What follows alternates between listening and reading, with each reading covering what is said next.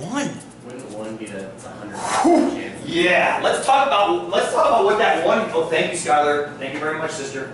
I want to talk about that, I'm going to close this now, I don't need it anymore. I need GOF, GOF is over here. Chi-square disk grapher, but you can't see any of this, can you? Okay, so, Sarah, this is the M&M curve right here. Or, excuse me, now it is.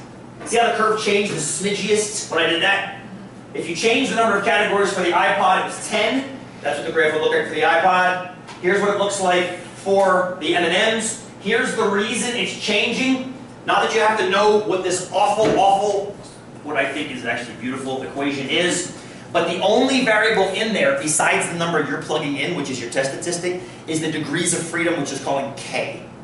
So you notice that there's a bunch of K's floating around the gamma function in K. That's why the curve changes each time. Those actually become constants. Once you throw a number into those, they become a constant value, but that constant changes with how many categories there are. Is that fair? And that's what the degrees of freedom are in this. It's just like in a sample size. As your sample size goes up, your degrees of freedom go up just because the sample size changes. And this is it's a consequence of every curve you have except for the Z-curve. The one you learned in 243 didn't have these degrees of freedom. I mentioned it briefly in 243, then we never talked about it again because it really doesn't kick in until now. So the T, the F, and the chi-square all have this issue that we have to kind of play with. And when I say play with it, technology deals with it just fine. So, Andrea, there's your 0. 0 would mean what happened with our candy. If we got a test statistic of 0, not 222, we got a test statistic of 0, what would have happened with our candy? When you say correct, Stacy, what do you mean? We would have gotten exactly, with no deviation whatsoever, what Mars said we should have gotten. Exactly the deviation and no different. Now even the curve admits that's never going to happen. Look at the curve. It goes up. It has an average deviation value of about 5, which means you could expect about 5 total squared deviations. I'll come back to that momentarily. And then it drops off and it says, dude, the chance of you ever landing at 0 is essentially 0. It's not going to happen. Because there's decimals. Well, because there's decimals, yeah, but just randomness doesn't mean it has to agree perfectly across any sample size. It means it has to, over average, it has to appear. That's what we're getting. Fair, everybody? Mars has cute little elves that are put individual M&Ms. Yes, that would be adorable and very cost ineffective. You pay $500 per bag. I mean, it's funny, but you're describing how boutique things are made. I mean, a boutique effects pedal for your guitar costs like $600 because some little dude with specs is building it in his garage with his tools that he's been using since his great-great-grandfather gave them to him. And you pay $600 for that because if something breaks for the rest of its life, you send it back and the guy fixes it for free. Nobody buys candy like that. You're right though, it's adorable. So, essentially, don't expect no deviation.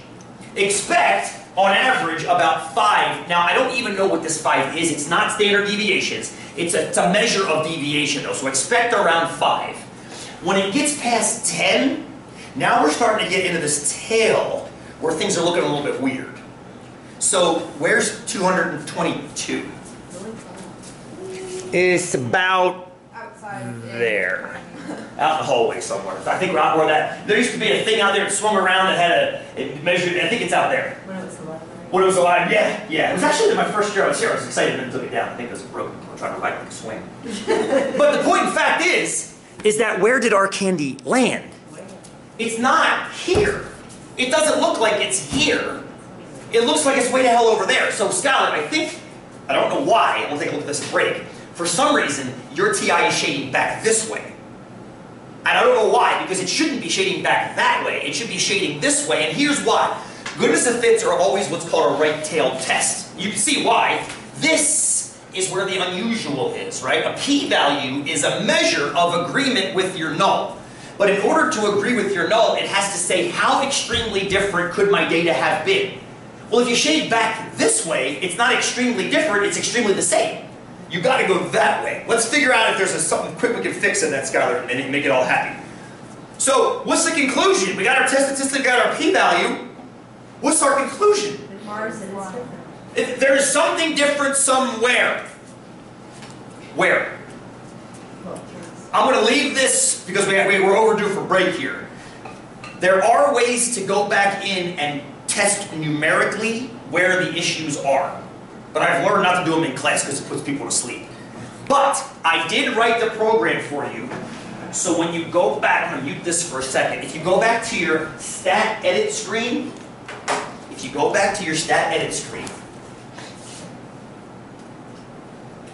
you'll notice there's an L3 now. That's part of the program. And I think the TI does the same thing. I could be wrong. The TI used to give a list called like CRTB, blah, blah, blah, and there's a bunch of numbers after it, which is the same thing as this.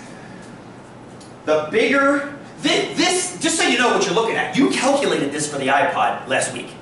This was the last column. Remember the great columns we made? O, E, O minus E, O minus E squared, O minus E squared divided by E. This is the O minus E squared divided by E column that you calculated. So, the more deviant your data was from hypothesis, the bigger that number was. So the biggest number there clearly indicates a problem. That 107, since we got a small p-value, the conclusion is at least 1% is off. That one, which was green, is definitely off. Green is definitely off. There are too many greens, according to our sample. So that's without a doubt. Check. The question is, what's the next one down? This one. Blue. Are there too few blues? Now, we can't tell by that number. This is the next biggest number. So if there's an additional culprit in the mix, that would be. The question is it statistically significant, or is all the goofiness happening because of green?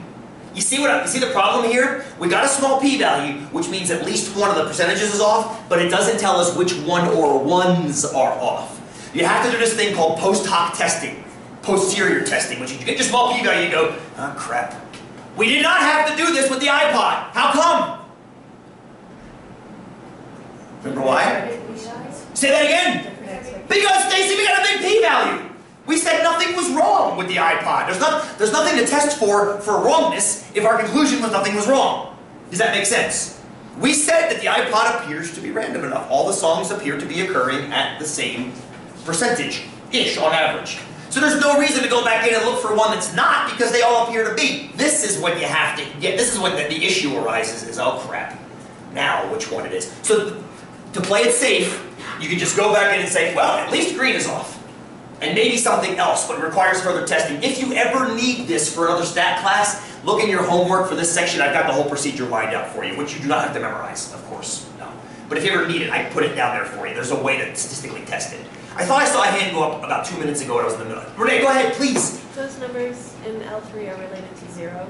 So the They are. closer they get to 0, the more like... Totally fine. Most likely totally fine. It's these guys here. Mm-hmm. I know he's a culprit. The question is, are these three culprits too?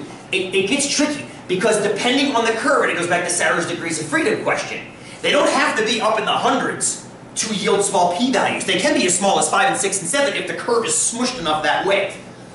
It's just as the curve changes, that's why there's no standardized measure for what those numbers are. 200 on one curve is not the same as 200 on some other curve. So I don't exactly know what those are, except for markers on a given curve. So,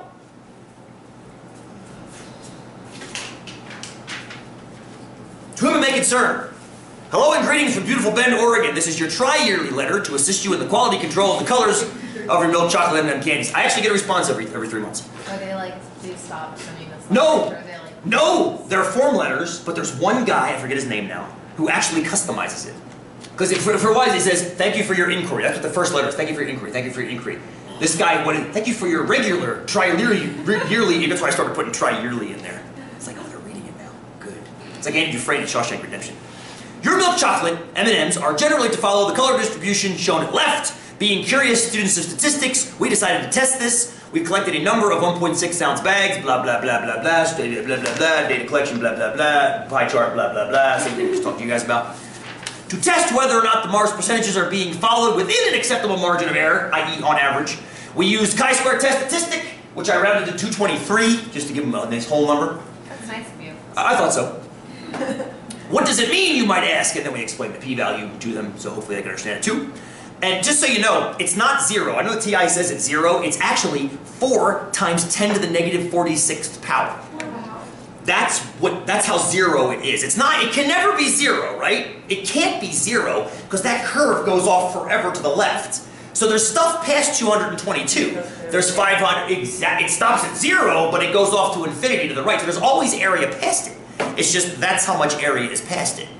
So that number is impossibly small to understand, right? So what I did was I gave them 3 situations that have the same probability.